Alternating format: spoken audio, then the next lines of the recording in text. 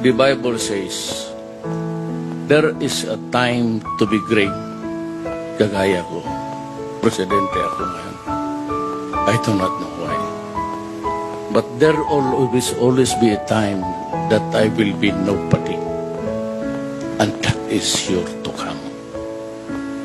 And maybe to die thereafter. There is always a time for plenty.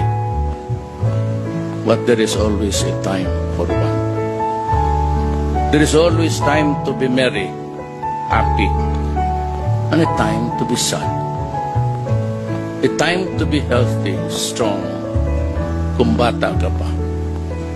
But sure as the sun will rise in the east, we will get old and get weak and sick.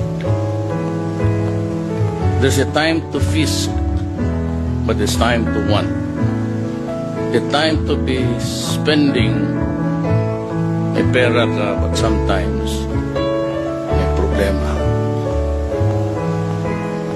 And a time for war, and a time for peace. And a time to be born,